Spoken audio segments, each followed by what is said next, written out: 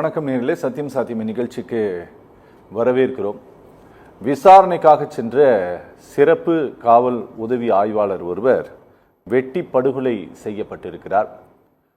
உதவி காவல் ஆய்வாளர் அறைக்கு உள்ளாகவே ஒருவர் தூக்கிட்டு தற்கொலை செய்து கொண்டிருக்கிறார். இந்த இரண்டு விவகாரங்கள் குறித்து பேச இருக்கிறது இந்த அமர்வு. உண்மையிலேயே காவல்துறையில் என்ன நடக்கிறது, என்ன பிரச்சனை, சட்டம் ஒழுங்கு பிரச்சனை என்பதும் காவல்துறை தொடர்பாக வெளிவரக்கூடிய சில சச்சரவான விஷயங்கள் என்பதும் தமிழ்நாடு அரசிற்கு பெரும் சவாலாக மாறிக்கொண்டிருக்கிறதா என்பது பற்றியே பேச இருக்கிறது இந்த அமர்வு.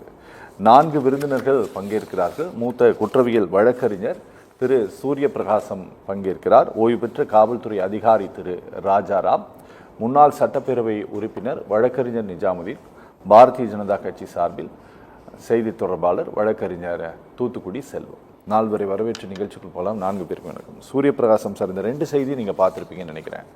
முதல்ல இந்த சண்முகவேலு அப்படிங்கிற எஸ்எஸ்ஐக்கு 30 லட்சம் ரூபாய் அரசு தரப்பில் அறிவிக்கப்படுகிறது. பிறகு அந்த தொகை உயர்த்தி 1 கோடி ரூபாயாக மாற்றப்படுகிறது. ஒரு விசாரணை என்கொயரிக்கு போன ஒரு ஆஃபீஸருக்கு தான் இது நடந்திருக்குது சார். அண்ணாமலை ஒரு ஸ்டேட்மெண்ட் கொடுத்துருக்காரு. இதில் நாம் தப்பிக்கவே முடியாது அப்படின்ட்டு நன்றாக தெரிந்தும் கூட இப்படி ஒரு போலீஸ் ஆஃபீஸரை அட்டாக் பண்ணோம்னா நம்ம தப்பிக்க முடியாது நிச்சயமாக தெரிந்த பிறகும் கூட துணிந்து கொள்கிறார்கள் அப்படின்னா இதை எப்படி அண்டர்ஸ்டாண்ட் பண்ணிக்கிறது? இது ஒரு பெரிய எச்சரிக்கை அலாரத்தை அடித்திருக்கிறது அப்படின்னு சொல்கிறாரே சார், இது எப்படி சார்? இது இல்லை, அவர் சொல்கிறது கரெக்டாக தான் தோணுது. ஏன்னா தமிழ்நாட்டில் சட்டம் ஒழுங்கு சீரழிஞ்சி போச்சுன்றது நீங்களும் நானும் மாத்திரம் சொல்லலை. அவங்களோட பொறுப்புள்ள அமைச்சர் கீதா ஜீவன் கொடுத்த தரவுகளின்படியே தமிழ்நாட்டில் சட்டம் ஒழுங்கு சரியில்லைன்னு நம்ம வருது. 18,000 போக்சோ வழக்குகள் தமிழ்நாட்டில் இந்த வருஷத்தில் பதிவாகிருக்கு. கடந்த 4 வருடங்களில் 18,000 போக்சோ வழக்குகள் தமிழ்நாட்டில் மாத்திரம் அதாவது தரவுகளின் அடிப்படையில் பதிவாகிருக்கு. இல்லைன்னு யாருமே சொல்ல முடியாது. ஆனால் அவங்களோட அமைச்சரோட ஸ்டேட்மெண்ட்டு. அதே மாதிரி கொலைகள் தமிழ்நாட்டில் 356 கொலைகள் ஒரு 3 மாதத்திலேயே 340 கொலைகள்.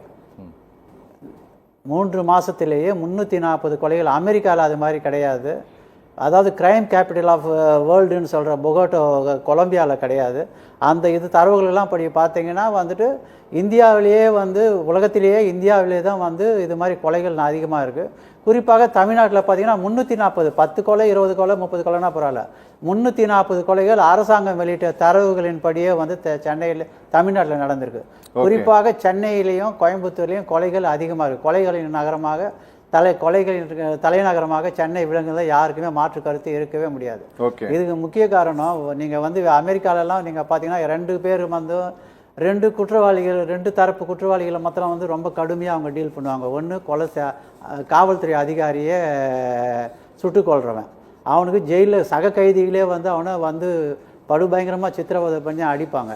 அதே மாதிரி குழந்தைகளுக்கு பாலியல் துன்புறுத்தல் தரவணையும் அமெரிக்காவில் மிக கடுமையான தண்டனை. சிறையிலேயே அரசாங்கமே ஒன்றையும் செய்ய முடியாத அளவுக்கு சக கைதிகளே அவங்களை அது மாதிரி நடத்துவாங்க. அதே தான் தமிழ்நாட்டிலையும் இப்போ நடக்குது. ஏன்னா தன்னுடைய பணினை செய்ய போகின்ற ஒரு காவல்துறை அதிகாரியே இந்த தமிழ்நாட்டில் சேஃபாக இல்லைன்னா அப்போ சாதா மனிதர்களோட, அதுவும் ஒரு எஸ்எஸ்ஐ, அவருக்கு எக்ஸ்பீரியன்ஸ்டு ஆஃபீஸர், நேற்று போலீஸில் சேர்ந்தவர் கிடையாது, எக்ஸ்பீரியன்ஸ்டு ஆஃபீஸரு, அவரை விசாரிக்க சென்ற அதிகாரிக்கே இந்த கதின்னு சொன்னால் அப்போ சாதா மனிதனுக்கு என்ன கதி? கோர்ட்டில் நட் ரோட்டில் வழக்கு போட்டார்னு சொல்லி ஒரு வக்கீலை உடுமலைப்பேட்டையில் பட்ட பகலில் வெட்டி கொலை பண்ணுறாங்க. அவர் பாதுகாப்பு வேணும்னு சொல்லி காவல் நிலையத்தில் மாத்திரம் கிடையாது, மனித உரிமைகள் ஆணையத்திலையும் போய் ஆஜராகி இது மாதிரி எனக்கு உயிருக்கு அச்சுறுத்தல் இருக்குது, எனக்கு பாதுகாப்பு கொடுங்க, எனக்கு என்னோடய வழக்கை பதிவு செய்ய சொல்லுங்கன்னு சொல்லி மனு கொடுக்குறாரு. சென்னை உயர்நீதிமன்றத்தில் ஒரு வழக்கறிஞராக பணிபுரிகின்ற ஒரு வழக்கறிஞர் ஒரு வழக்கை தொடுத்தார் என்பதற்காக அவர் முகம் சிதைக்கப்பட்டு கொலை செய்யப்படுகிறார் என்று சொன்னால் அப்போ இந்த நாட்டில் குற்றவாளிகளுக்கு ஒரு தைரியம், இதுவே அச்சமே இல்லாத போயிடுச்சு. அதுக்கு என்ன காரணம்? அரசாங்கத்தின் கையாலாகத்தானோ காவல்துறையின் கையாலாகத்தானோ தான் ஓப்பனாக சொல்ல ஒன்றும் தப்பு கிடையாது. சென்னை உயர்நீதிமன்றத்தில் நீதியரசர் வேல்முருகன் சொல்கிறாரு, ஆயிரக்கணக்கான பிடி வாரண்ட்டுகளை நீங்கள் எக்ஸிக்யூட் பண்ணலன்னு சொல்லி. நீங்கள் பிடிச்சி சும்மா ஒரு கடமைக்கு எல்லாமே ஆர்ம்சேர் இன்வெஸ்டிகேஷன். கிரிமினல் சைடில் ப்ராக்டிஸ் பண்ணுற லாயர்ஸ் அத்தனை பேருக்கும் தெரியும்.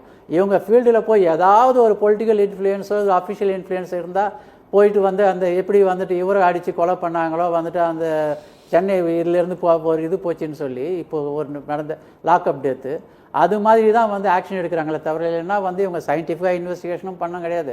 அவங்க தமிழ்நாடு காவல்துறை என்ன நினைக்குதுன்னு சொன்னால் இது மாதிரி வந்து கைது பண்ணி உடனே ஒரு ஆக்ட் 14 கூண்டாஸை போட்டுற வேண்டியது அவன் பேரில். அவன் ஒரு 6 மாதமோ 8 மாதம் உள்ள இருந்துட்டானா அதுக்கப்புறம் பெயிலில் வந்தால் போதும். அதாவது வந்து அந்த டைமத்துக்கு வந்து ஒரு இது வாங்குற இது தான் நாங்கள் இம்மீடியட்டாக வந்துட்டு ஆக்ட் 14 போட்டு உள்ளே அனுப்பிவிடும், கூண்டாஸ் போட்டோம். அதனால் வந்து இன்வெஸ்டிகேஷன் அதுக்கப்புறம் பண்ணுறதே கிடையாது. சார்ஜ் ஷீட்டு குறிப்பிட்ட நாளில் போடுறதே கிடையாது. நிறைய விசாரணை கைதிகள் வந்து வெளியில் ஜாமீனில் வர்றதுக்கு முக்கிய காரணமே தமிழ்நாடு காவல்துறை ஒழுங்காக வந்து புலனாய்வு பண்ணி சார்ஜ் ஷீட்டை வந்து அந்த 60 நாள்லையும் 90 நாள்லையும் போடாதனால தான் வந்து கோர்ட்டுகளுக்கு வேறு வழி கிடையாது. கோர்ட்டே வந்து அவங்கள அதுக்கப்புறம் நினச்சாலும் இவங்க வந்து முறையான விசாரணை பண்ணி முறையான விசாரணை அறிக்கை தாக்கல் பண்ணாத காரணத்தினால தான் குற்றவாளிகள் தங்களுக்கு சட்டப்படி இருக்க உரிமையை இது கேட்டு வந்து அவங்க வெளியில் வந்துடுறாங்க. இதில் அரசியல் தலையீடு, எக்கச்சக்கமான அரசியல் தலையீடு, அதுவும் தேர்தல் வரப்போது இனிமேல் வந்து மாவட்ட செயலாளர்களும் வட்ட செயலாளர்கள் தான் வந்து டிஎஸ்பியும் இன்ஸ்பெக்டராகவும் ஆவாங்க. இவங்களை பிடிக்கக்கூடாதுன்னு சொல்கிற உரிமை அவங்களுக்கு தான் இருக்கும். அரசாங்கம் அதில் வந்து ஏன்னா வந்துட்டு அவங்களோட தயவு வந்து தேர்தலுக்கு தேவை. அதனால் வந்து அரசாங்கம் வந்து காவல்துறையை வந்து கட்டுப்படுத்துகின்ற தன்னுடைய அதிகாரத்தை இழந்துரும். அதுதான் நம்ம இத்தனை எலெக்ஷன்லையும் நம்ம பார்த்துருக்கோம். இப்போ வந்து அது ஜாஸ்தியாக இருக்கிறதா ஃபீல் பண்ணுறோம். ஏன்னா இந்த அளவுக்கு வந்து போலீஸ் அதிகாரிகள் வெட்டி கொல்லப்படுகிறார்கள். நீங்கள் சொன்ன மாதிரி வந்து சப் இன்ஸ்பெக்டர் ரூமில் ஒருத்தர் தூக்கு போட்டு சாகிறாரு.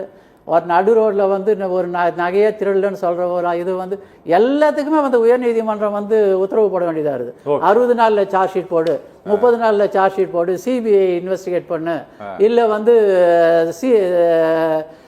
சீனியர் ஐபிஎஸ் ஆஃபீஸரை போட்டு இது சாதா ஒரு சப் இன்ஸ்பெக்டரும் இன்ஸ்பெக்டரும் செய்ய வேண்டிய புலனாய்வு வேலையை எதுக்கு வந்துட்டு ஒரு சீனியர் ஐபிஎஸ் ஆஃபீஸர் வந்து சூப்பர்வைஸ் பண்ணணும். அப்போ வந்து அதில் என்ன தெரியுதுன்னு சொன்னால் கோர்ட்டுகளுக்கு நீதிபதிகளுக்கும் இந்த இவங்க பேரில் வந்து காவல்துறை பேரில் நம்பிக்கை போயிட்டு தான் அதை காட்டுது. பொதுமக்கள் எதுக்கு எடுத்தவொடனே வந்து சிபிஐ கேட்குறாங்க, எதுக்கு எடுத்தவொடனே வந்து உடனே வந்து உயர் அதிகாரிகள் வந்து அதை கண்காணிக்கணுன்றாங்க. ஏன்னா அப்படியே போலீஸ் ஸ்டேஷன் லெவலில் எதையுமே ஒழுங்காக உருப்படியாக பண்ணுறதில்ல. தலை காஞ்சமாக எவனாவது இருந்தான்னா அவனை பிடிச்சி அடித்து ஒரு 75 போட்டோ இல்லை டிராஃபிக் அஃபென்சஸில் இவங்க காட்டுற அது கூட வந்து டிராஃபிக் அஃபென்ஸில் கட்டைல் பண்ணுறது கிடையாது.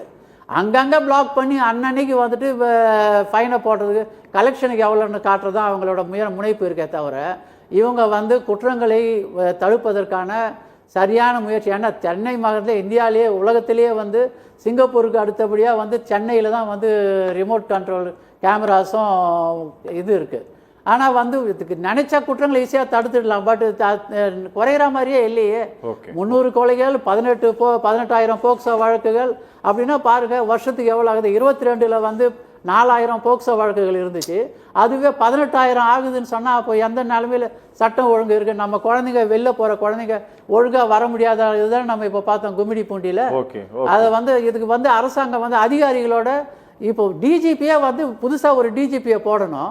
6 மாதத்துக்கு முன்னாடி வந்து அந்த பிரகாஷ் சிங் கேஸ் படி அவங்க ப்ராசஸை ஸ்டார்ட் பண்ணணும். இது வரைக்கும் ஸ்டார்ட் பண்ணலையே. ஒரு போலீஸ் ஆஃபீஸர் கோர்ட்டுக்கு போகிறார், இது ப்ராசஸை ஸ்டார்ட் பண்ணுங்கன்ட்டு. அப்போ டிஜிபியே வந்து யார் பாராட்டுறதே நமக்கு தெரிய மாட்டேங்குது. அப்போ வந்துட்டு ப்ரெசன்ட் டிஜிபிக்கு யார் மதிப்பாங்க? இது புதுசாக எந்த டிஜிபி வர்றாரு? சபார்டினேட்ஸை கண்ட்ரோல் பண்ணுற அளவுக்கு வந்து உயர் அதிகாரிகள் தங்களுடைய திறமையை இழந்து விட்டார்கள் தான் நான் வந்து பர்சனலாக கவனிக்கிறேன். ஓகே சார், வணக்கம். ராஜாராம் சார் வணக்கம். ராஜாராம் சார், ஒரு சப் இன்ஸ்பெக்டர் ஆஃப் போலீஸினுடைய அவருக்குன்னு இருக்கக்கூடிய அறைக்குள்ளார அவரோட கேபின்குள்ளார ஒரு ஆள் இரவில் வந்து இந்த மாதிரி தூக்கு மாட்டி இறந்து போகிறார் அப்படிங்கிறது இதுக்கு முன்னால் இந்த மாதிரிலாம் நடந்திருக்கா சார்? இதெல்லாம் எப்படி எடுத்துக்கிறது சார்? அது ஒரு கவர்மெண்ட் ப்ராப்பர்ட்டி சார், ஒரு அரசாங்க கட்டிடம்.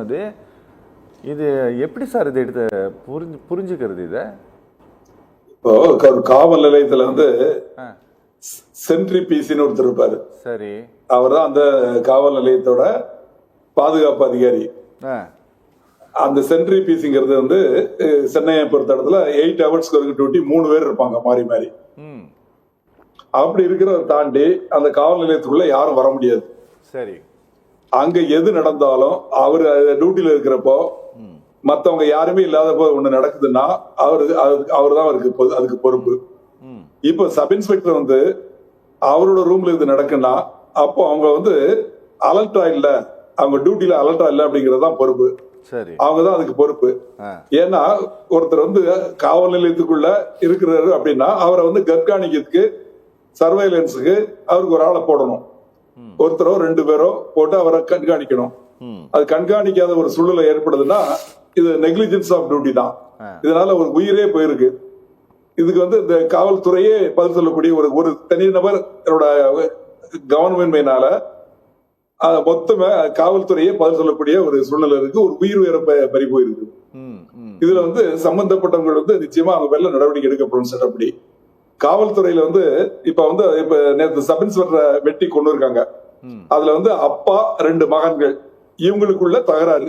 இவங்க குடிச்சிட்டு அடிச்சுக்கிறாங்க. இதை யாரோ கண்ட்ரோல் ரூமுக்கு போன் பண்றாங்க. கண்ட்ரோல் ரூம்ல இருந்து அந்த நைட் ரவுண்ட்ஸ் பெட்ரோலிங்ல இருக்கக்கூடிய SSIக்கு தகவல் சொல்றாங்க. அவர் பெட்ரோல் வெஹிக்கிள் எடுத்துட்டு பெட்ரோல் வெஹிக்கிள் ஒரு ஏஆர் கான்ஸ்டபிள் ஓட்டுறாரு.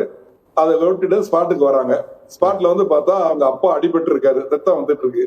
அவர் உடனடியா மருத்துவ சிகிச்சைக்கு அனுப்பணும்னு சொல்லிட்டு ஆம்புலன்ஸ்க்கு போன் பண்றாரு அவர் SSI. ஆம்புலன்ஸுக்கு போன் பண்ணா இவரை வந்து ஹாஸ்பிட்டலுக்கு கொண்டு போவாங்க. கொண்டு போயாச்சுன்னா இவர்கிட்ட வாக்குமூலம் வாங்குவாங்க, காவல்துறைக்கு இன்ஃபார்ம் பண்ணுவாங்க. காவல்துறை இவர் கொடுக்குற ரிப்போர்ட் பேர்ல எஃப்ஐஆர் போடுவாங்க, தன்னை அரெஸ்ட் பண்ணுவாங்கன்னு சொல்லிட்டு அவரை அடிச்ச அவரோட பையங்க 2 பேருமே அவங்க 2 பேரும் பேர்லயும் ஒருத்தர் பேர்ல 6 வழக்கு, ஒருத்தர் பேர்ல 4 வழக்கு இருக்குன்னு சொல்றாங்க. குற்ற பின்னணி உள்ளவங்க அவங்க வந்து என்ன பண்றாங்க, எஸ்ஐ வந்து வெட்டுறாங்க. இவர் பதறி அடிச்சு ஓடுறாரு. ஓட விரட்டி அவரை கொலை பண்றாங்க. அந்த கான்ஸ்டபிள் வந்து தடுக்க வர்றாரு. அவருக்கும் அடிபடுது. அவரும் எஸ்கேப் ஆகி அவர் தான் தகவல் சொல்றாரு. அதன் பேரதான் மத்தவங்க காவல்துறைக்கு தெரிஞ்சு வர்றாங்க. இதுல என்ன தெரியுதுன்னா ஒருத்தரும் அவங்க அப்பாவும் அந்த பையன்ல ஒருத்தரும் அவங்க அப்பாவும் வந்து இன்னைக்கு எஸ்பி கிட்ட சரண்டர் ஆயிருக்காங்க. இன்னொருத்தர் இது வரைக்கும் கிடைக்கல. இப்போ இதுல வந்து தகராறு அப்படிங்கிறது வந்து அவங்க அப்பாவுக்கும் பிள்ளைகளுக்கும் உள்ளது. இத வந்து தகவல் கிடைச்சதுன்னா வெரிஃபை பண்ணதுக்கு போறாரு. போய் அவங்க வந்து காயப்பட்டிருக்காரு, அவர் ஹாஸ்பிட்டல் கிடப்பு. இதோட டியூட்டி. அவர் டியூட்டியை செய்யல, எந்த சம்பந்தம் இல்லாம போதையில ஏற்கனவே காவல்துறையோட கவனத்துக்கு வந்தவங்க, பல வழக்குகள்ல சம்பந்தப்பட்டவங்க, சப் இன்ஸ்பெக்டர் யூனிஃபார்ம்ல இருக்கிறாரு. அந்த பெட்ரோல் வெஹிக்கிளையும் கண்ணாடி அடிச்சு உடைக்கிறாங்க, அதுல இருக்க மைக்க உடைக்கிறாங்க. அந்த அளவுக்கு அவங்களுக்கு தைரியம் வந்திருக்குன்னா காவல்துறை மேல தவறு செய்யறவங்களுக்கு பயம் இல்லை, பய உணர்ச்சி இல்லை. நீதிமன்றங்கள் மேல பயம் இல்ல, நீதிமன்றத்தில் நமக்கு தண்டனை கொடுத்துருவாங்க அப்படிங்கிற அந்த பயமே இல்ல. ஒரு காவல் அதிகாரிய வெட்டி கொண்டா என்ன நடக்கும் அப்படிங்கறது அவங்களுக்கு தெரியும். தெரிஞ்சிருந்தும் செய்யறாங்க அப்படின்னா அது அவர் வந்து ஏதாவது கடமை தவறி முறை தவறி ஏதாவது செஞ்சிருந்தாரு, அவர் அசால்ட் பண்றாங்க அப்படின்னா அதுல கூட ஒரு தவறுல ஒரு நியாயம் இருக்கு. ஆனா இது வந்து அப்பா பிள்ளை தகராறு வந்து விசாரிச்சு காயப்பட்டு ஹாஸ்பிட்டலுக்கு அனுப்புறது அவரோட டியூட்டி. அதை செய்ய வந்தவரை அந்த பசங்களே வெட்டி கொள்றாங்கன்னா இது என்ன கணக்குன்னு ஒண்ணுமே தெரியல. அதே மாதிரி அதாவது நீதிமன்றங்களை வந்து நான் குறை சொல்லதான் நினைக்காதீங்க, எளிதில பெயிட்ல விடக்கூடிய அந்த ஒரு சூழ்நிலைகள் இருக்கு. அதனாலதான் ஈஸியா வெளியே வந்துடுறாங்க. எப்படின்னா இவங்க உள்ள போனாங்கன்னா அந்த வழக்கு முடிகிற வரைக்கும் உள்ள இருக்கணும் அப்படிங்கிற ஒரு சூழ்நிலை இருக்கணும். அவங்க ஜாமீன்ல விட்டுறதுனால வெளியே வந்துடுறாங்க. இப்ப சார் கூட சொன்னாங்க கிட்டத்தட்ட ஆயிரக்கணக்கான வாரண்ட் பெண்டிங் அப்படின்னு. இந்த வாரண்ட் எப்ப பெண்டிங் ஆகுது, கோர்ட் ஜாமீன்ல விட்டு அந்த ஜாமீன்தார் மூலமா தான் கையெழுத்து வாங்கி அனுப்புறாங்க. அதுக்கப்புறம் அவங்க வரலன்னா அந்த ஜாமீன்தார் மேல நடவடிக்கை எடுக்கணும். ஆமா, அதே மாதிரி உங்களை அரெஸ்ட் பண்ணி கஷ்டப்பட்டு அரெஸ்ட் பண்ணி கொண்டு வந்து விட்டா அடுத்த நாளே ஜாமீன்ல விட்டுறாங்க. இந்த மாதிரி ஒரு சூழ்நிலை எதுக்கு சொல்ல வரேன்னா, நாட்டோட சட்டம் ஒழுங்கு காவல்துறை மட்டும் காவலம் இல்ல, காவல்துறைக்கு என்ன பொறுப்பு இருக்கோ அதே மாதிரி நீதிமன்றங்களுக்கு அந்த பொறுப்பு இருக்கு, அரசுக்கு கட்டாயமா பொறுப்பு இருக்கு. சார் இப்போ சார் ஒரு போலீஸ் ஸ்டேஷனுக்கு உள்ளார சார் ஒருத்தர் வராரு, வந்து உள்ள நுழைஞ்சு அவர் தூக்கு மாட்டிட்டு சாகிற வரை யாரும் அங்க கவனிக்கல அப்படின்னா இதை நாங்க எப்படி புரிஞ்சுக்கிறது சார்? இது வந்து ரொம்ப சாதாரணமாக இது வந்து ஒரு நெக்லிஜென்ஸ் அப்படின்னு சொல்லிட்டு போறீங்களே, ஏதோ மெடிக்கல் இல்ல நெக்லிஜென்ஸ் இல்ல, அது நெக்லிஜென்ஸ்க்கு அவருக்கு நடவடிக்கை எடுத்து அவர் மேல இது பண்ணணும். ஏன்னா அவரை தாண்டி எப்படி உள்ள வந்தாரு அவர் அதை பார்க்க வேண்டியதுதானே அவர் வேலை, அதுக்கு தானே அவருக்கு டியூட்டி. அவர் கவனிக்காத அவரோட தவறு தானே, அது அவரோட தவறுனால தானே அவர் உள்ள வர முடிஞ்சது. அவரை தாண்டி அவருக்கு தடுத்து நிறுத்தி என்னன்னு கேட்கணும் இல்லையா? அந்த தவறை வந்து நான் ஒத்துக்கவே இல்லை. அதை வந்து நெக்லிஜென்ஸ் சொல்லல, நெக்லிஜென்ஸ் தான். அந்த நெக்லிஜென்ஸால ஒரு உயிரே போயிருக்கு. அதையும் நான் சொன்னேன் இந்த காவல் நிலையத்தில் தூக்கு போட்டது எவ்வளவு முக்கியமோ அதை விட முக்கியம் ஒரு எஸ்ஐயை வெட்டி கொண்டது. சரி. அத வந்து அந்த அளவுக்கு அவங்களுக்கு தைரியம் வந்துருது. குற்றவாளிகளுக்கு, தவறு செய்யறவங்களுக்கு காவல்துறை மேல ஒரு வந்து பயமே இல்லாம அவங்கள வெட்டி கொள்ளலாம் அப்படிங்கிற ஒரு சூழல் வந்திருக்கு. இதுக்கு யார் காரணம்? ஓகே, யார் சார்? அரசாங்கம் வந்து நிச்சயமா ஒரு கமிட்டியை போட்டு ஆராயணும். என்ன தைரியத்துல இவங்க பண்றாங்க, இந்த மனோதவரி எப்படி வருது? அதே மாதிரி காவல்துறை தவறு செய்யல அரசு பண்றோம், உள்ள போடுறோம். அதே மாதிரி இந்த மாதிரி காவல்துறையை தாக்குறாங்கன்னா அந்த தைரியங்கிறது அது ஒரு பெரிய விஷயம். ஓகே, அது என்னங்கறத கண்டுபிடிச்சு நிச்சயமா கடுமையான நடவடிக்கை எடுக்கணும். ஓகே சார், ஓகே பேசலாம். வணக்கம் சார், தூத்துக்குடி செல்லும் சார். வணக்கம் அண்ணா. வணக்கம். ஆமா, சட்டம் ஒழுங்கு பாதுகாப்பை நோக்கி கேள்வி எழுப்பி இருக்கிறது பாரதிய ஜனதா கட்சி.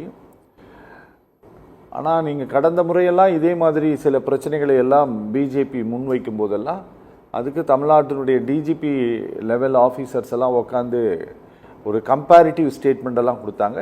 இந்தியாவில் இருக்கக்கூடிய இதர மாநிலங்களில் தமிழ்நாடு எந்த அளவிற்கு லா அண்ட் ஆர்டர் வந்து ரொம்ப பர்ஃபெக்டாக இருக்குது, அதே போல் நீங்கள் ட்ரக்கு தொடர்பாக நீங்கள் வந்து ஒரு குற்றச்சாட்டை வைக்கும்போது கூட அகில இந்திய அளவில் இருக்கக்கூடிய ட்ரக் கன்சம்ஷன் பர் கேப்சா எவ்வளோ இருக்குது, தமிழ்நாட்டில் எவ்வளோ இருக்குது, பர் பர்சன் எவ்வளோ இருக்குது, தமிழ்நாட்டில் எவ்வளோ இருக்குது அப்படிங்கிறதெல்லாம் சொன்னாங்க. ஆனாலும் தொடர்ச்சியாக நடந்து வரக்கூடிய இந்த சம்பவங்கள் குறித்து அரசு ஓரளவு சரியான ஒரு கவனத்தை செலுத்துது அப்படின்ட்டு உங்களுக்கு தோணுதா? தமிழ்நாடு சத்தியம் தொலைக்காட்சி நிறுவனத்திற்கு நெறியாளர் சகோதரர் அரவிந்தாக்ஷன் அவர்களுக்கு, தொழில்நுட்ப கலைஞர்களுக்கு, என்னுடைய சக பங்கேற்பாளருக்கு பணிவான வணக்கம். அதாவது சார், இந்த அரசு சட்டம் ஒழுங்கை காப்பாற்றுவதில் முழுமையாக தோல்வி அடைந்திருக்கிறதுங்கிறது தான் பொறுப்பு. ஏன்னு கேட்டீங்கன்னா, மாண்புமிகு முதலமைச்சர் அவருடைய கட்டுப்பாட்டில் இருக்கிற உள்துறை, காவல்துறை இது செயல் இழந்திருக்கிறது. ஏன்னா நான் அதை குற்றஞ்சாட்டணுங்கிறதுக்காக சொல்லல. ஏன்னு கேட்டா, நம்ம சொல்லுவோம் HOPF, அதாவது ஹெட் ஆஃப் போலீஸ் போர்ஸ் சொல்லக்கூடிய டிஜிபி, ஹோம் செக்ரட்டரி, அப்படியே வரிசையா நீங்க பாத்தீங்கன்னா ஐஜி இன்டெலிஜென்ஸ் இருக்காங்க. அதுக்கு பிறகு பாத்தீங்கன்னா இந்த சோன், அந்த south zone, north zone, west zone இருக்கு. அந்த மண்டலத்தினுடைய காவல்துறை தலைவர் ஐஜி இருக்காங்க. அதுக்கு ரேஞ்ச் டிஐஜி இருக்காங்க, டிஸ்ட்ரிக்ட் எஸ்பிஸ் இருக்காங்க, சப்டிவிஷன் ஆபீசர்ஸ். அதாவது நம்ம சென்னையில எல்லாம் வந்து ஏசின்னு சொன்னா ரொம்ப ஒரு 20-30 ஏசி இருப்பாங்க. ஆனா ஊரக பகுதிகளில் சப்டிவிஷன் ஆபீசர்னா டிஎஸ்பின்னா ஒரு பெரிய பதவி. அவர் அந்த சப்டிவிஷன்ல இருக்கிற ஒரு 10 ஸ்டேஷன் இருந்தா அதுக்கு ஒரு பெரிய அதிகாரி, அது டிஎஸ்பி, சப்டிவிஷன் ஆபீசர். அதுக்கு பிறகு பாத்தீங்கன்னா SHO, ஸ்டேஷன் ஹவுஸ் ஆபீசர் யாருன்னா இன்ஸ்பெக்டர், ASHO யாருன்னா SI.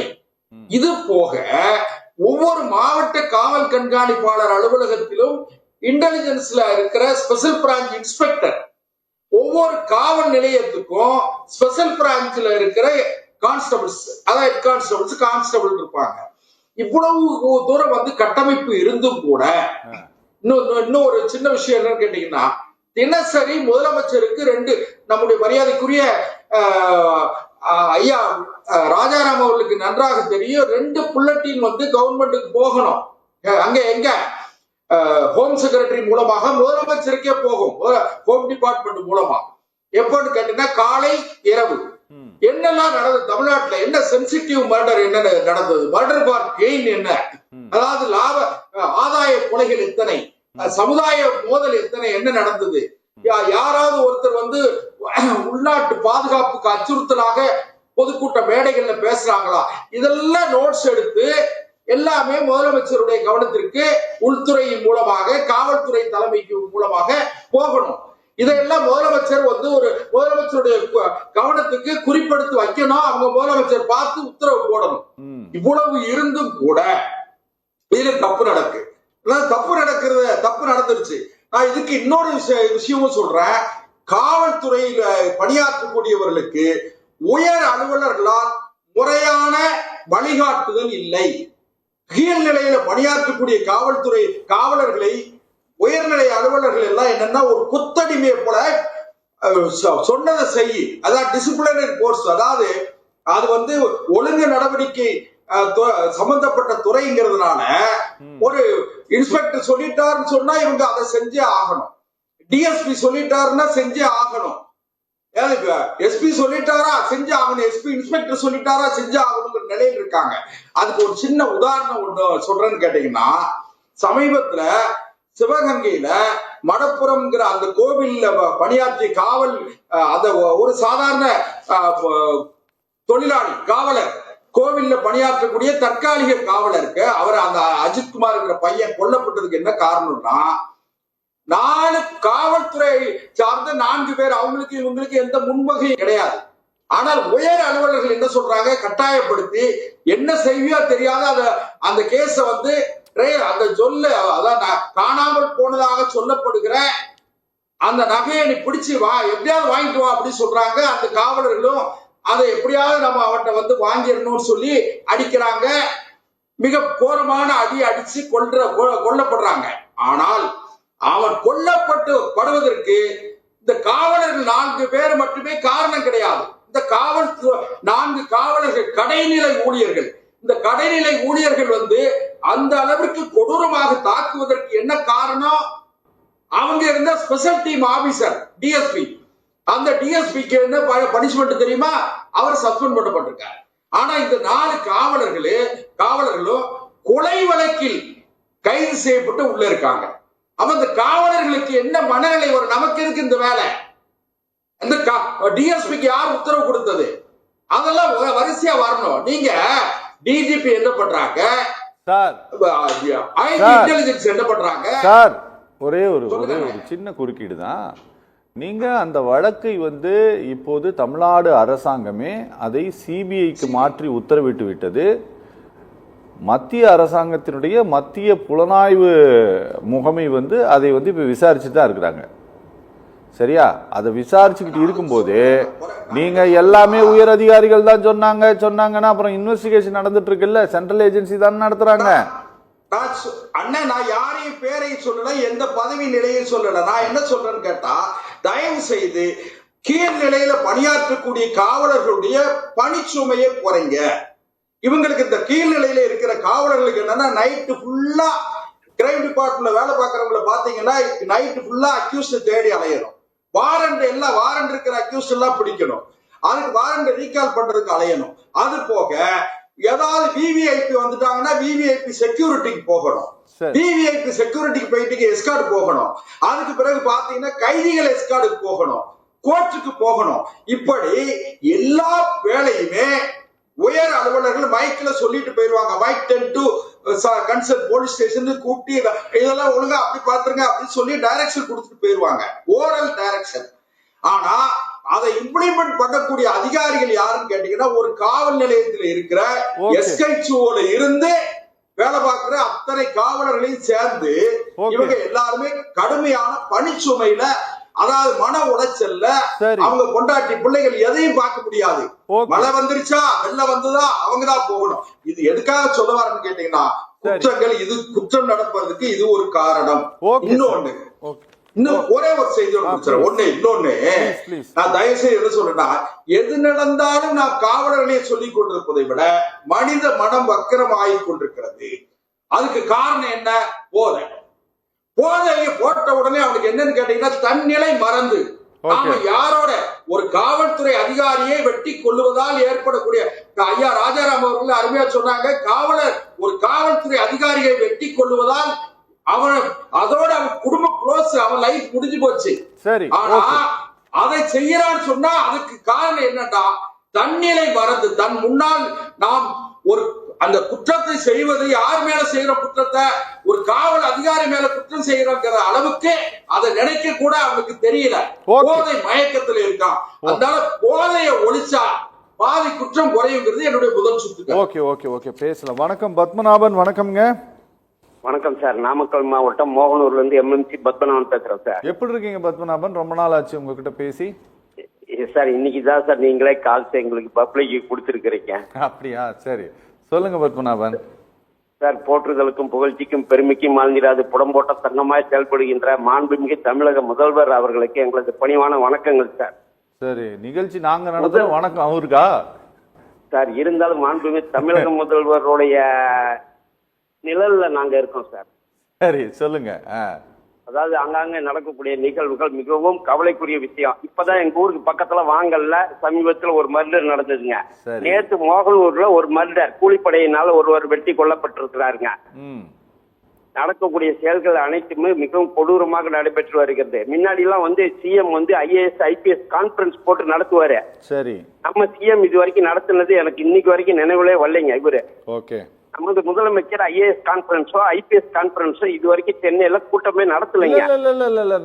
நடத்திருக்காங்க. சரி, சொல்லுங்க.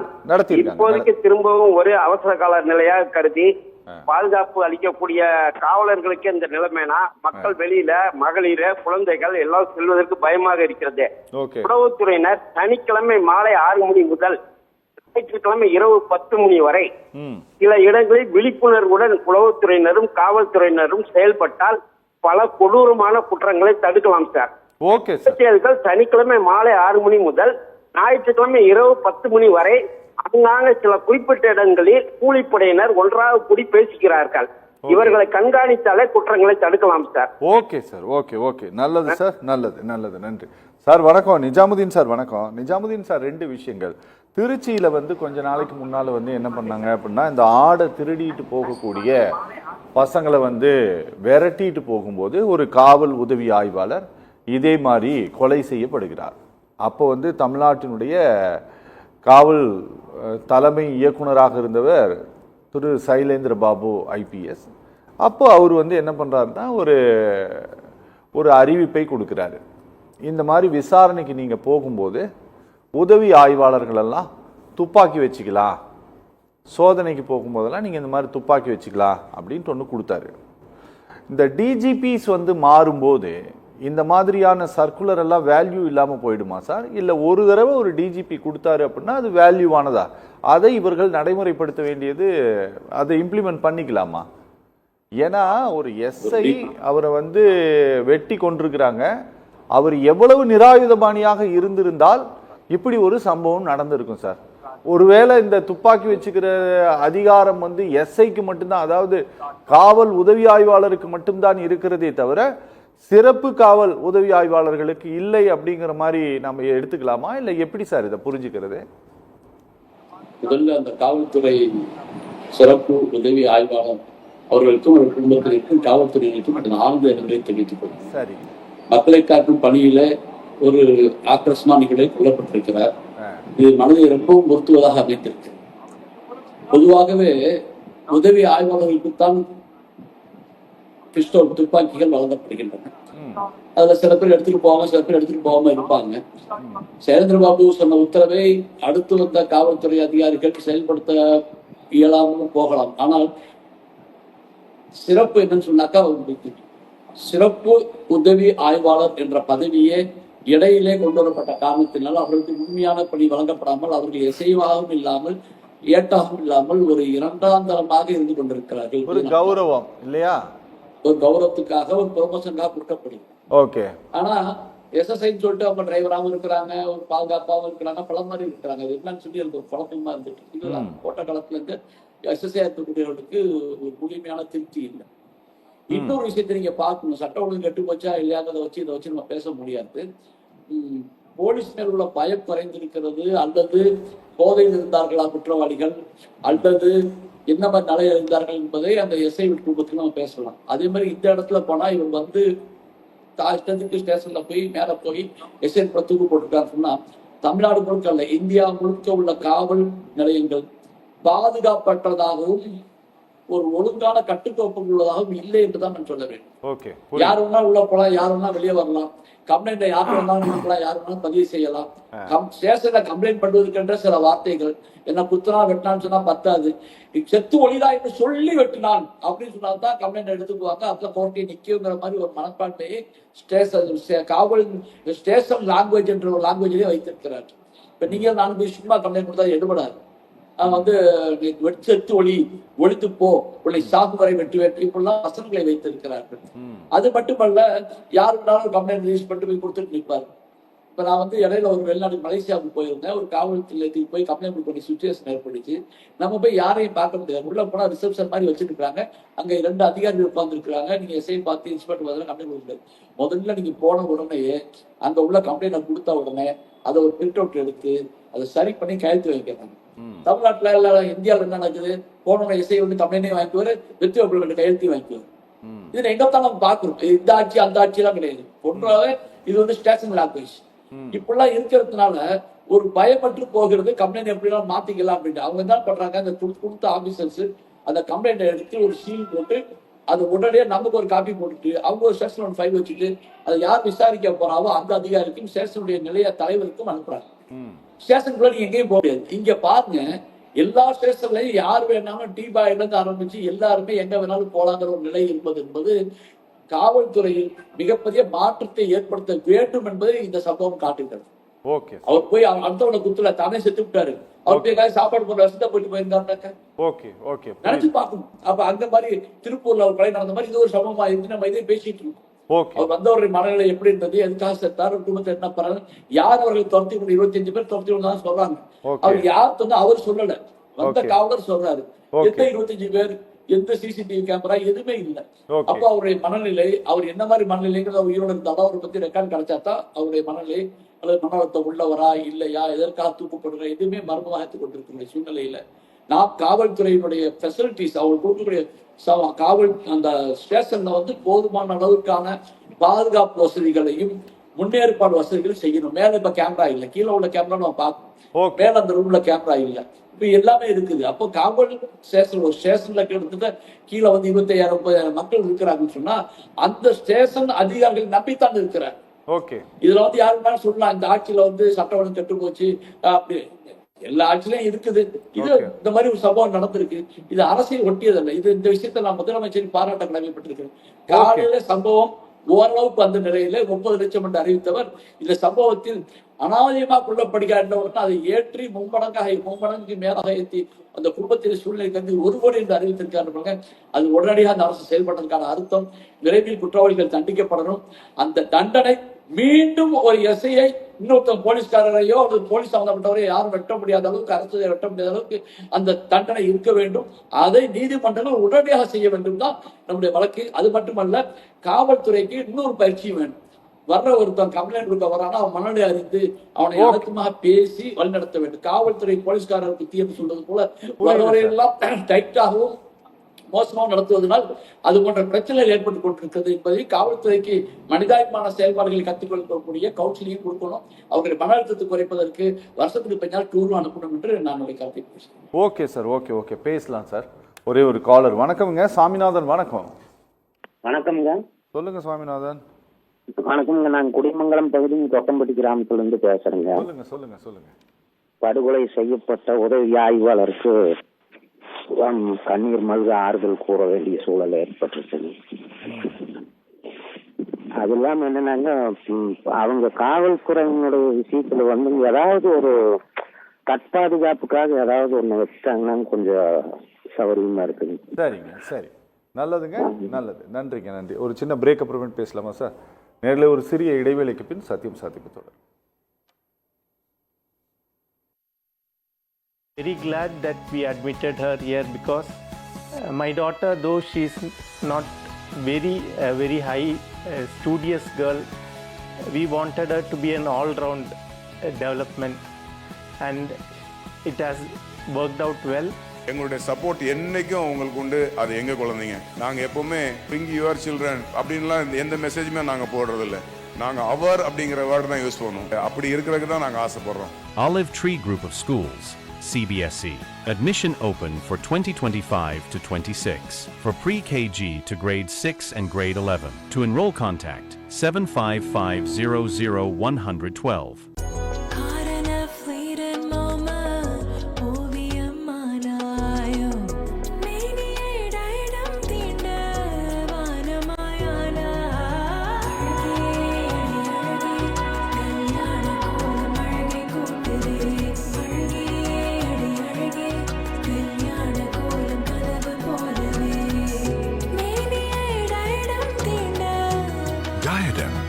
Chetty Road, T Nagar and Nongambakam. After admitting, we are very glad that we admitted her here because my daughter, though she is not very high studious girl, we wanted her to be an all-round development and it has worked out well.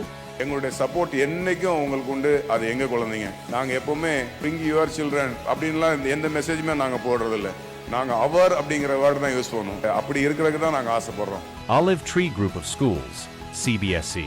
Admission open for 2025 to 26 for pre-KG to grade 6 and grade 11. To enroll, contact 755000112.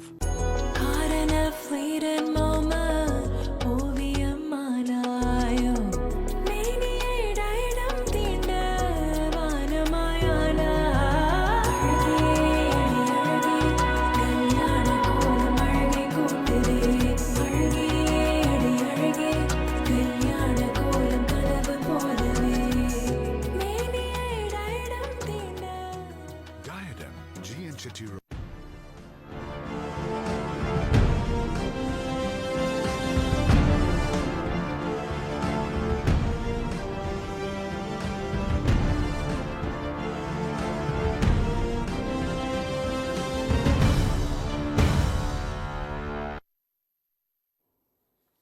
சத்தியம் சாத்தியமே தொடர்கிறது. நம்மோடு ராஜா முகமது என்ற ஒரு நேயர் இணைந்திருக்கிறார். வணக்கம் ராஜா Mohammed. Sir வணக்கம். வணக்கம், சொல்லுங்க சார். சார் சட்ட ஒழுங்கு வந்து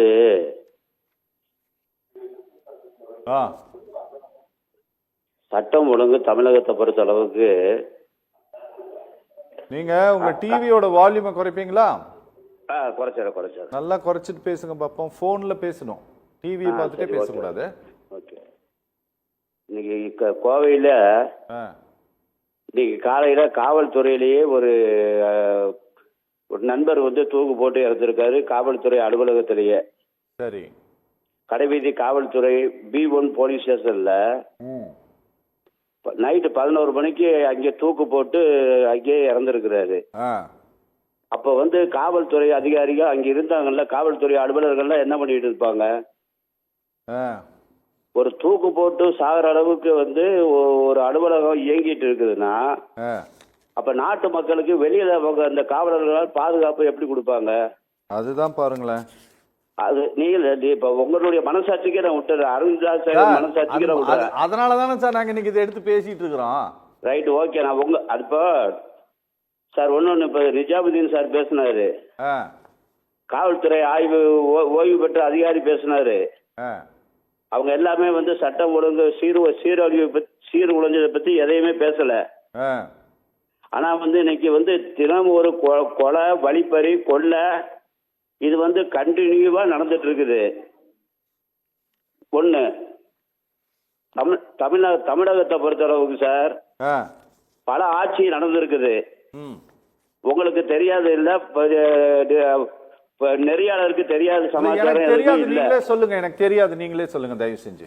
அதாவது தமிழகத்துல வந்து காமராஜர் ஆட்சி நடந்திருக்குது. சரி. பேரறிஞர் அண்ணா ஆட்சி நடந்திருக்குது. சரி. எம்ஜிஆர் ஆட்சி நடந்திருக்குது. ஜெயலலிதா அம்மா ஆட்சி நடந்திருக்குது. கலைஞர் ஆட்சி நடந்திருக்குது. அதற்கு பிறகு இப்ப வந்து ஸ்டாலின் ஆட்சி நடந்துட்டு இருக்குது. மு.க. ஸ்டாலின், பெரும் மதிப்புக்குரிய மு.க. ஸ்டாலினுடைய ஆட்சி நடந்துட்டு இருக்கு. சரி. இத்தனை ஆட்சியிலையும் சட்ட ஒழுங்கு இந்த அளவுக்கு சீர்குலைஞ்சது எந்த ஆட்சியிலங்கிறது நீங்க யோசனை பண்ணீங்க. நாங்க சொல்லல, நீங்க சொல்றீங்களா? அப்படி நான் சொல்றேன். இது வரைக்கும் நடந்த அரசாங்கத்துல எங்கேயுமே வந்து சட்ட ஒழுங்கு இந்த அளவுக்கு சீரழிவு வந்து நடந்ததே கிடையாது. ஒரு காவல்துறை அதிகாரி ஒரு சண்டையை விலக்கி விட போறாரு, அவரை வெட்டி கொள்றாங்க. இதெல்லாம் வந்து எந்த இதுலையும் ஏற்றுக்கொள்ள முடியாத சம்பவம். சரிங்க, சரி, ஓகே. இந்த சம்பவம் வந்து ஏற்றுக்கொள்ளவே முடியாது. எந்த மனசாட்சி உள்ள அனைத்து கட்சியும் பத்தி இப்போ நான் வந்து அரசியல் சார்பா பேசுறேன் சார். புரியுது சார், புரியுதுங்க. ஒரே ஒரு சமாச்சாரம் ஒண்ணுங்க. இப்ப கூட்டணி கட்சி இருக்கிறாங்க திமுக கூட, அந்த கூட்டணி கட்சி யாராவது கண்டிஷன் பண்ணிருக்காங்களா? இதை கண்டிச்சிருக்காங்களா? சரி சார், அவங்க கண்டிக்கிறாங்களா இல்லையாங்கிறதெல்லாம் நாங்க சொல்ல முடியாதுங்க. அது அவங்க தான் கண்டிக்கணும். கண்டிச்சா நாங்க நியூஸ் போடுவோம். ரொம்ப கண்டிச்சாங்கன்னா இந்த மாதிரி எடுத்து 1 மணி நேரம் உட்காந்து பேசுவோம். இல்ல சார், இப்ப எங்களால சொல்ல முடியாது அவங்கள. சரியா? நன்றி ராஜா முகமது சார். ஏன் கண்டிக்கலங்கிற உங்களுடைய கேள்வியை நீங்க எங்க மூலமா கேட்டீங்க. ஆனா அது நாங்க டைரக்டா கேட்க முடியாதுல்ல, நீங்க ஏன் கண்டிக்கலன்னு சொல்லிட்டு. உங்களை மாதிரி பப்ளிக் தான் கேட்கணும். நீங்க கேட்டுட்டீங்க, நன்றி சார். என்னன்னா சார், ஒரு 57 வயசு சார். நீங்கள் அரசாங்கம் வந்து இந்த ஏடிஎம்கே பீரியடில் தான் அரசு ஊழியர்களுடைய பணி ஓய்வு பெறக்கூடிய வயது 58 60 மாற்றினார் திரு எடப்பாடி பழனிசாமி மாற்றினார். அப்படி இல்லை அப்படின்னா இந்த எஸ்எஸ்ஐ சண்முகவேல் பார்த்தீங்கன்னா அடுத்த வருஷம் ஏதோ ஒரு மாதத்தில் அவர் வரக்கூடிய ஆண்டின் ஏதோ ஒரு மாதத்தில், அது ஜனவரியாகவும் இருக்கலாம் அல்லது டிசம்பராகவும் இருக்கலாம், அதிகபட்சம் ஒரு 12-13 மாதத்தில் அவர் ஓய்வு பெற்று இருக்கக்கூடிய ஒரு நபர். ஒரு 57 வயதுக்கே இருக்கக்கூடிய உடல் ரீதியான தளர்வுகள் எல்லோருக்கும் இருப்பதை போல அவருக்கும் இருக்கும். கரெக்டுங்களா சார்? ஆனாலும் அவர் வேலை செஞ்சுட்டு இருக்கிறாரு. வேலை செய்து கொண்டிருப்பதற்கு பல காரணங்கள் இருக்கலாம். அவருடைய குடும்ப சூழல், அவருக்கான கமிட்மெண்ட்டு, குழந்தைகளுடைய எதிர்காலம், இப்படி நிறைய இருக்கலாம். இதை அரசாங்கம் இன்னைக்கு கொண்டு போய் நிராயுதபாணியாக ஒரு போலீஸ் அதிகாரியை நிறுத்தி, சார் இது ஒரு சிவில் டிஸ்பியூட் கிடையாது, ஒரு கிரிமினல் கேஸினுடைய இன்வெஸ்டிகேஷன் கிடையாது, இது எதுவுமே கிடையாது சார், ஒரு தகவல் வருகிறது, அதை விசாரிப்பதற்காக செல்கிறார். அப்பாவுக்கும் பையனுக்கும் நடக்கக்கூடிய சண்டை, அண்ணன் தம்பிகளுக்குள்ள நடக்கிற ஒரு சண்டை, இதை விசாரிக்க போனவர் வெட்டி கொல்லப்பட்டிருக்கிறார். கரெக்டுங்களா சார்? கொஞ்சம் கூட பயம் இல்லாமல் இதை செஞ்சிருக்கிறாங்க. இவர் கையில தன்னை காப்பாற்றிக் கொள்வதற்கும் எதுவும் இல்லைங்கிறது தான் இங்க துரதிருஷ்டவசமான விஷயம். எங்களுக்கு என்ன அப்படி, எனக்கு திரும்பவும் இதை நான் கேட்கிறேன் சார், ஒரு எஸ்ஐ நீங்க எங்க போனாலும் நீங்க கன்னை வச்சுக்கோங்கன்னு சொல்ல அந்த ஆர்டர் இந்த எஸ்எஸ்ஐகளுக்கு பொருந்தாதா சார்? இல்லை, எல்லாருக்குமே பொருந்தும். ஏன்னா ஆமாம், எப்போ ஒரு பிரச்சனையான இடத்துக்கு ஒரு காவல்துறை அதிகாரியை போகிறாரோ அப்பவே அங்கே என்ன நடக்கும் அப்படின்றத அவர் ஒஸ்ட்டை யூகிச்சிருக்கணும். அதனால் இப்போ அவர் இறந்துட்டார்.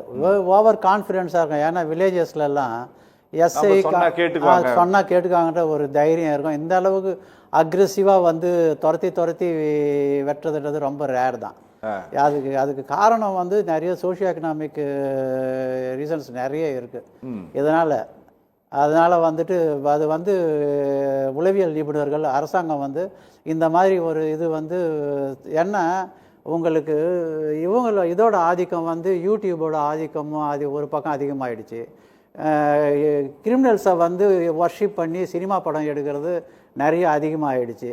கிரிமினல்ஸை ஹீரோவாக பார்க்குற ஒரு மனப்பான்மை என்ற இளைஞர்கள்கிட்ட இந்த சினிமா ரைட்டோ ராங்கோ மறைமுகமோ நேரடியாகவோ புகுத்திட்டாங்க. அதனால் கஞ்சா ஒரு பையனை பார்த்தீங்கன்னா நான் ஏறினா ரயில் இறங்கினா ஜெயிலுன்னு சொல்கிற டைலாக் சொல்கிற அளவுக்கு ஒரு 10வது வகுப்பு மாணவனுக்கே அந்த மாதிரி ஒரு டைலாக் வருதுன்னு சொன்னால் அப்போ பிரச்சனை சொசைட்டியில் இருக்குது. அதனால் இது ஒரு தீவிரமான பிரச்சனை. இது ஒரு ஐசோலேட்டட் இன்சிடென்ட். இன்றைக்கி எஸ்எஸ்ஐயை வெட்டி கொலை பண்ணி கொடூரமாக பண்ணதுனால நம்ம இதை எடுத்து டிஸ்கஸ் பண்ணுறோம். தமிழ்நாட்டில் போலீஸுக்கு பாதுகாப்பு இல்லைன்னு சொன்னால் அது tip of the iceberg. MRK பன்னீர்செல்வத்தினுடைய பயணத்தின் போது வில்சன் அப்படிங்கிற வில்சன் தான் நினைக்கிறேன், வில்சனோ சுதரன் ஏதோ ஒரு பேர்,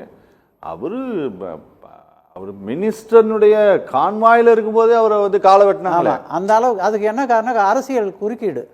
போலீஸ் ஸ்டேஷனில் அரசியல்வாதிகள், வட்ட செயலாளர்கள், மாவட்ட செயலாளர்கள்லாம் அவங்க ஒரு குறுநில ராஜ்யம் மாதிரி ஒரு போலீஸ் ஸ்டேஷனை நடத்துகிறாங்க. போலீஸ்காரர்களுக்கு எப்போ பார்த்தாலும் இந்த அரசியல்வாதிகள். அதனால தான் உச்சநீதிமன்றம் பிரகாஷ் சிங் வழக்கில் லா அண்ட் ஆர்டர் இந்த போலீஸ் போஸ்டிங்கெல்லாம் அரசாங்கத்தின் கட்டுப்பாட்டிலேருந்து எடுத்துடணும்னு சொல்லிச்சு. போஸ்டிங்கு, டிரான்ஸ்ஃபர் இதெல்லாம் என்னைக்கு அதிகாரிகளே மேற்கொள்கிறாங்களோ அவங்க என்னைக்கு அமைச்சர்களோட கட்டளைக்கு அடிபணியக்கூடாது. ஏன்னா மீதி ஜென்ரல் இது கைடன்ஸ் கொடுக்கலாம் தவிர மினிஸ்டர்ஸு இவனை பிடிக்காத, இவனை கேஸில் சேரு, இவனை சேராதுன்னு அரசியல்வாதிகள் தலையீடு எப்போ இருக்கோ, இது போலீஸ் அதிகாரிகள் ஊழல் அதிகாரிகளாக நேர்மையான அதிகாரிகளாக இருந்தால் உன் வேலையை நீ பாருன்னு சொல்கிற அளவுக்கு துணிச்சல் கிடையாது. ரெண்டாவது நண்பர் ராஜாராம் சொன்னார் கோர்ட்டு பெயில், ஆமாம் விட்டுடுறாங்க பெயில். நீங்கள் கைது செய்கிறவங்க அத்தனை பேருமே குற்றவாளிகள் கிடையாது. நமக்கு தெரியும் 160-70% நிரபராதிகள் தான்.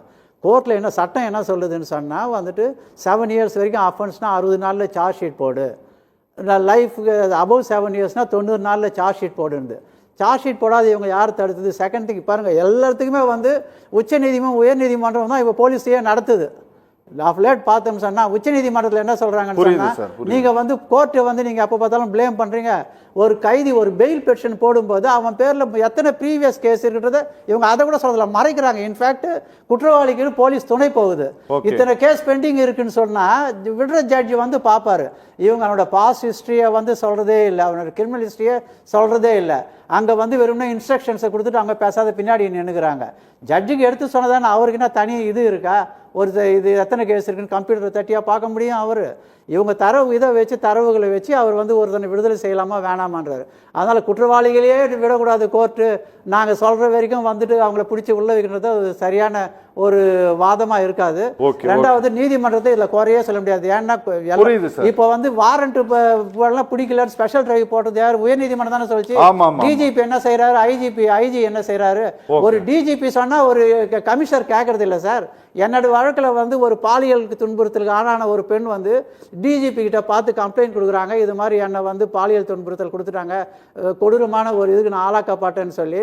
இந்த டிஜிபி சொன்னால் கோயம்புத்தூர் கமிஷனர் கேட்கவே இல்லை. நான் உயர்நீதிமன்றத்தில் வழக்கு போட்டு டிஜிபி சொன்னதே ஒரு கமிஷனர் கேட்க மாட்டாருன்னு வந்து கோர்ட்டில் போன அப்புறம் அந்த கமிஷனரை வந்துட்டு இங்கே ஏஐஜியாக மாற்றுறாங்க. அவ்வளோதான். அப்போ டிஜிபிக்கு என்ன மரியாதை? டிஜிபியா ஒரு பெண் நேரடியாக போய் பார்க்குறாங்க, பார்த்துட்டு புகார் தராங்க, இது மாதிரி வந்து நடவடிக்கை எடுக்க மாட்டேன்றாங்கன்னு சொல்லி கமிஷனருக்கு 3 லெட்டர் எழுதுறாரு டிஜிபி. அப்புறம் வந்து மாநில மகளிர் ஆணையம் வந்து டிஜிபிக்கு ஃபோன் பண்ணி அவர் கோயம்புத்தூர்ல இருக்கும்போது சொன்ன அப்புறம் அதுக்கப்புறம் வந்து நடவடிக்கை எடுக்கிறாங்க. அந்த நிலைமை தான் இருக்கு. உயர் அதிகாரிகளுக்கு வந்து சமுதாய பொறுப்பு இருக்கணும். ஒருத்தர் வந்து ஒரு பெண்ணோ இல்லை ஒரு பாதிக்கப்பட்ட, ரெண்டாவது முக்கியமான பாயிண்ட், இதுக்கு முன்னாடிலாம் வந்து கமிஷனர் டிசி ஏசி எல்லாம் நாங்கள் வந்து ரொம்ப சர்வசாதாரணமாக பொதுமக்கள் பார்க்க முடியும். ஏன்னா என்ன கிரவுண்ட் லெவல் என்ன நடக்குதுன்றது நாங்கள் தான் சொல்ல முடியும். பொதுமக்கள் பாதிக்கப்படு. இப்போ வந்து கமிஷன் ஆஃபீஸ் போனீங்கன்னா நீங்க கமிஷனை பார்க்கறது ரொம்ப கஷ்டம்.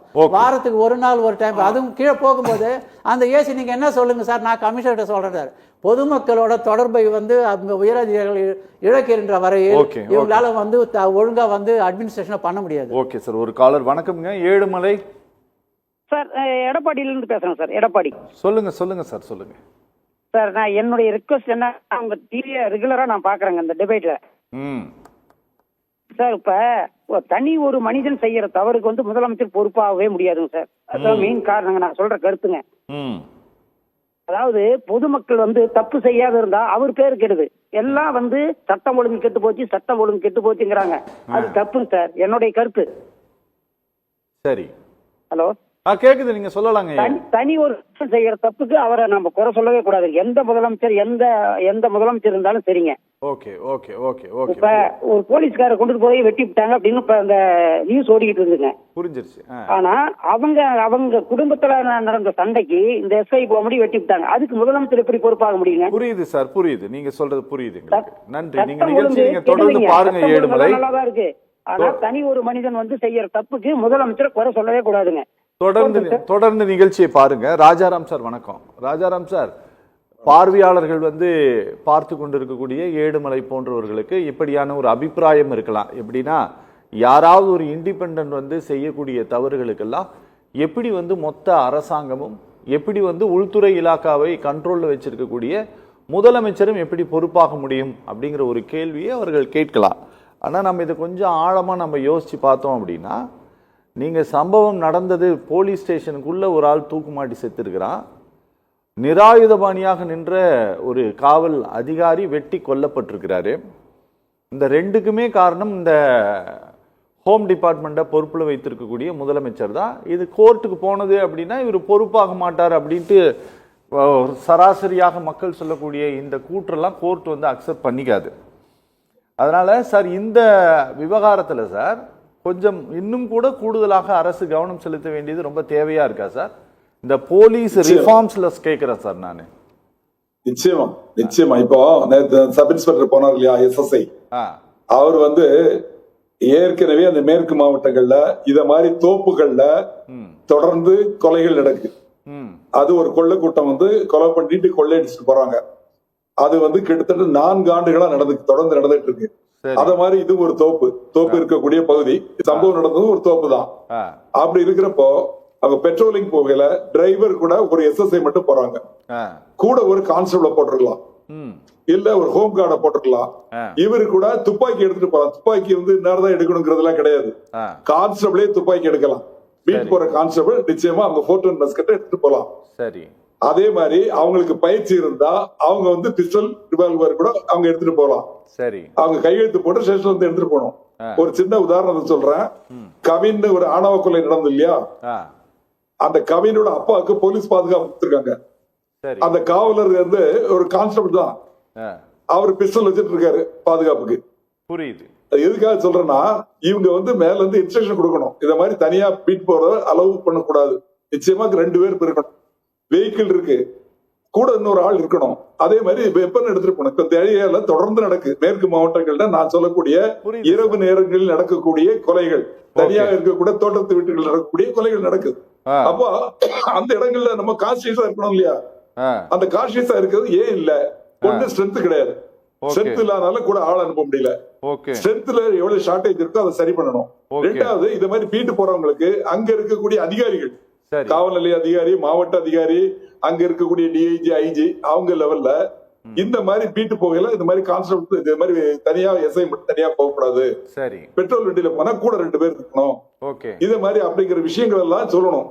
அது வந்து நம்ம அமல்படுத்தினாதான் முடியும். காவல் நிலையத்தில் நடந்த விஷயத்துக்கு நிச்சயமா அதுக்கு எந்த விதமான ஜவாப் கிடையாது, அவன் தான் பொறுப்பு. நைட்ல வந்து ஒருத்தர் தான் இருக்க முடியும்.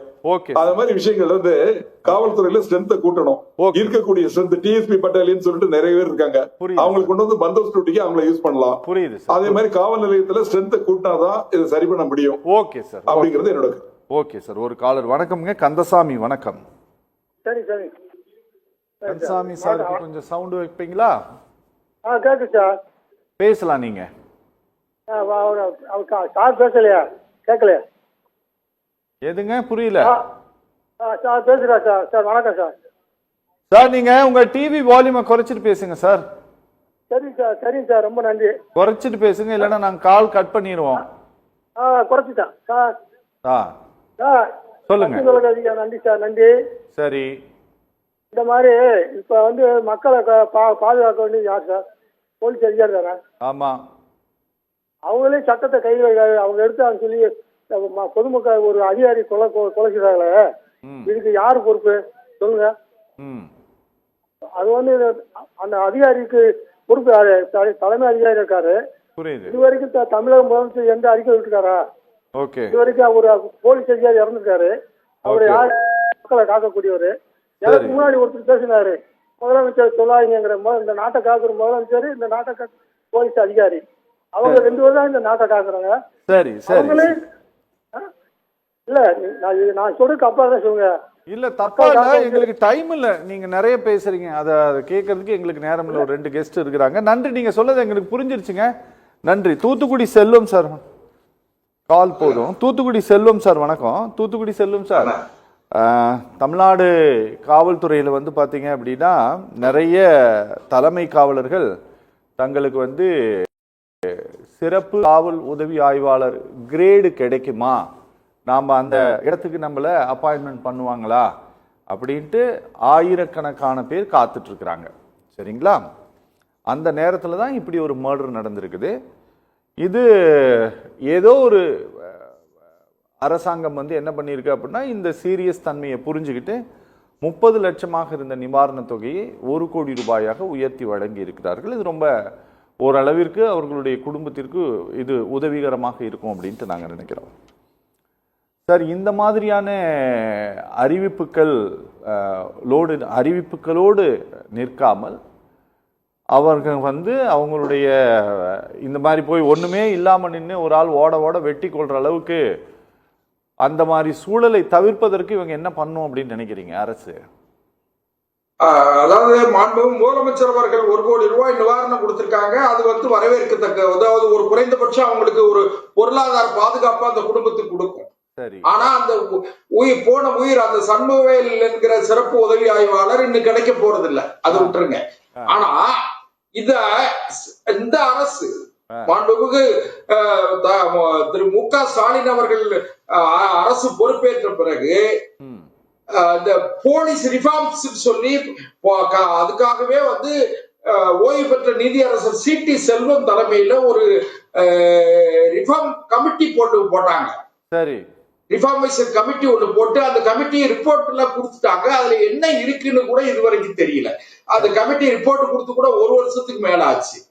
அதனால நான் என்ன சொல்றேன்னு கேட்டீங்கன்னா, காவல்துறையினுடைய அடிமட்டத்துல இன்னும் சொல்ல போனீங்கன்னா உயர் அலுவலர்கள் விட்டுருங்க, சப்டிவிஷன் ஆபீசர் வரைக்கும் விட்டுருங்க, காவலர்கள் இருந்து தலைமை காவலர், உதவி ஆய்வாளர், காவல்துறை ஆய்வாளர், நிலைய பொறுப்பு அதிகாரி, இந்த லெவல்ல ஸ்ட்ரென்த்தை கூட்டுங்க. அதாவது அவங்களுக்கு பணிச்சுமை அதிகமா இருக்கு, ஓவர்லோடு, அவங்க எப்ப பார்த்தாலும் ஸ்ட்ரெஸ்ஸாவே இருக்காங்க, அவங்க மனைவி மக்களை பார்க்க முடியல, குடும்பத்துக்கு அவங்க தேவையான பங்களிப்பை அவருடைய குடும்ப தலைவராக அவருடைய பங்களிப்பை செய்ய முடியல. அதனால இந்த குற்றங்கள் அதிகமாகிறதுக்கு ஒரு காரணம் என்னன்னு கேட்டீங்கன்னா, காவலர்கள் ஒரு அக்யூஸ்ட் பிடிச்ச உடனே டக்குன்னு அடிக்கணும் அப்படின்னு வந்த உடனே என்ன காரணம் கேட்டீங்கன்னா, இவனால நம்ம 1 மாசமா ஓடி அலைஞ்சு நம்ம பெரிய அதிகாரிகள் எல்லாம் திட்டு வாங்கிட்டோமேன்னு சொல்லி வேதனை எல்லாம் ஸ்ட்ரெஸ்ல அந்த டிப்ரெஷன்ல இந்த கைதியை போட்டு அடிக்காங்க. இந்த மாதிரி ஆயுதத்தை தவிர, அதனால காவல்துறையில பணிச்சுமை அதிகம். காவலர் உயர் காவல அதிகாரிகள் கீழ்நிலை அலுவலர்களை அவங்களும் ஒரு மனுஷங்கிற மாதிரி கிடையாது. இன்னொன்னு கேட்டீங்கன்னா, இப்போ கொஞ்சம் சுருக்கமா முடிக்கிறேன், ஒரு நிமிஷம், ஒரு 10 வருஷமா ரெக்ரூட்மெண்ட் ஆகிறவங்க எல்லாம் எல்லாமே கிராஜுவேட்ஸ் தான். காவலர்கள் ரெக்ரூட்மெண்ட் ஆகுறாங்க பாருங்க, அவங்க எல்லாமே கிராஜுவேட்ஸ் தான். அதனால அவங்களுக்கு ஒரு சுயமரியாதை, கனவுகள் எல்லாமே இருக்கும். அவங்களை அந்த உயர் அதிகாரிகள் படுத்துற பாடு இருக்கு பாருங்க. இதுதான் இந்த இப்படிப்பட்ட மோசமான விளைவுகளுக்கு காவல்துறைக்கும் பொதுமக்களுக்கும் இடையில இருக்கிற இடைவெளியை சரி செய்யாம இந்த பிரச்சனையை சரி செய்ய முடியாது. ஓகே நிஜாமுதீன் சார் வணக்கம். இறுதியா ஏதாவது சொல்ல விரும்புறீங்களா சார்? அதாவதுங்க, காவல்துறையில இன்னும் நிறைய காவலர்களை எடுக்க வேண்டும் என்பது மாத்திரமல்ல, பந்தோபஸ்து பணிகளுக்கெல்லாம் ஸ்டேஷன் காவலர்களை அனுப்பக்கூடாது, ஏஆர் போலீஸோட நிறுத்திக்கணும். அதே மாதிரி இந்த செக் போஸ்ட போட்டு மதுவிலக்குல சேர்றதுக்கெல்லாம் அனுப்பினா ஸ்டேஷன்ல எங்கத்தான் ஆரம்பின பிறகு அங்க ஒரு ஆள் 2 பேர் தான் மிஞ்சுறாங்க. பாதி பேர் பந்தோபஸ்துக்கு போயிடுறாங்க, பாதி பேர் எங்கேயாவது திருவிழா நடந்து போயிடுறாங்க. இப்படி போன பிறகு காவலர் ஒருத்தர் தான் இருக்கிறாரு. அவர் ஸ்டேஷனை பார்ப்பாரா, வெளிநாட்ட தகவலுக்கு போய் அந்த உடனடியா போகாம துப்பாக்கி தட்டி நிற்பாரா, எல்லாமே குழப்பமா இருக்கு. ஆகவே அவர்களுக்கு தக்க கட்டுமான பணிகளை செய்யக்கூடிய அளவுக்கு வசதிகளை பெருக்குவதோடு உடனடியாக ஒரு துப்பாக்கி எடுத்துட்டு போறதுக்கு அவருக்கு என்ன அனுமதி, இதெல்லாம் அவர்களுக்கு கொடுத்தால் சிறப்பாக இருக்க முடியும். ஏன்னா அவங்களுடைய மன அழுத்தங்கள் நிறைய இருக்கிற காரணத்தினால காலையில டியூட்டி, சாயந்தரம் டியூட்டி, நைட் வந்தா டியூட்டி அப்படிங்கிறாரு. இப்ப ஒரு பொறுப்பா இருந்த வயசா ஒரு 20 நேரத்தையும் எடுத்து வந்துச்சு போயிருக்காரு, எஸ்ஐ போயிருக்க முடியும். ஆனா போயிருக்கும்போது கையில ஒரு குச்சி கூட இல்லாம ஒரு பைக்கை ஓட்டிட்டு போற நேரத்துல இப்படி நடந்திருக்கு. அவன் என்ன போயிருந்தாலும் என்ன வேலை இருந்தாலும் தெரியல, ஒரு மோசமான நிலைக்கு, ஒரு மோசமான நிலைக்கு. என்னன்னா சார், கையில ஒரு தடி கூட இல்லையே சார் அவரை தற்காத்துக்குள்ள. யோசிச்சு பாருங்க, இது எவ்வளவு துரதிருஷ்டவசமானது. போலீஸினுடைய அட்ராசிட்டிஸை எந்த அளவுக்கு பேசுறோமோ அதே போல அவர்களுக்கு நேரக்கூடிய இந்த மாதிரியான கொடூர சம்பவங்கள் குறித்தும் பேசிதானே சார் ஆகணும்.